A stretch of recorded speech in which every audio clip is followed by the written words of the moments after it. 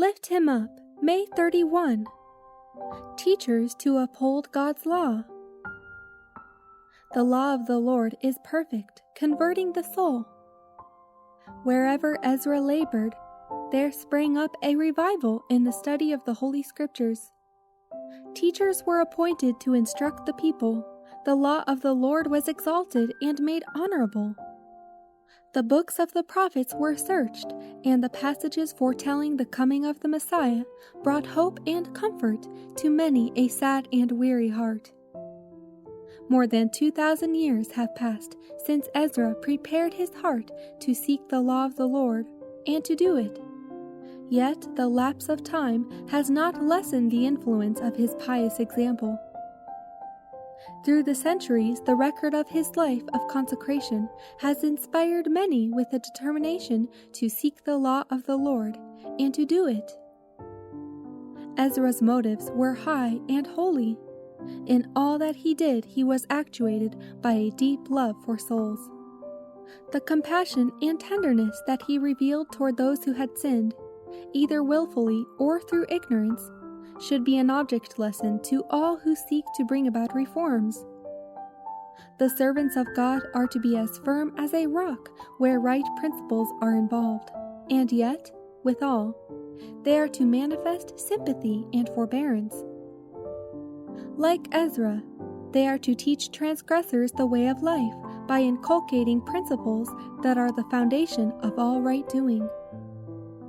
In this age of the world, when Satan is seeking, through manifold agencies, to blind the eyes of men and women to the binding claims of the law of God, there is need of men who can cause many to tremble at the commandment of our God. There is need of true reformers, who will point transgressors to the great lawgiver and teach them that the law of the Lord is perfect, converting the soul. There is need of men mighty in the Scriptures, men whose every word and act exalts the statutes of Jehovah, men who seek to strengthen faith. Teachers are needed, oh, so much, who will inspire hearts with reverence and love for the Scriptures. The widespread iniquity prevalent today may in a great degree be attributed to a failure to study and obey the Scriptures, for when the Word of God is set aside, its power to restrain the evil passions of the natural heart is rejected.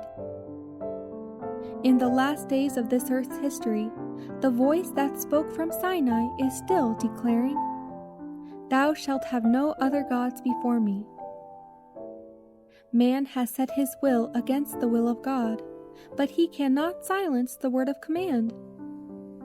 The human mind cannot evade its obligation to a higher power. Theories and speculations may abound. Men may try to set science in opposition to revelation, and thus do away with God's law. But stronger and still stronger comes the command, "Thou shalt worship the Lord thy God, and him only shalt thou serve."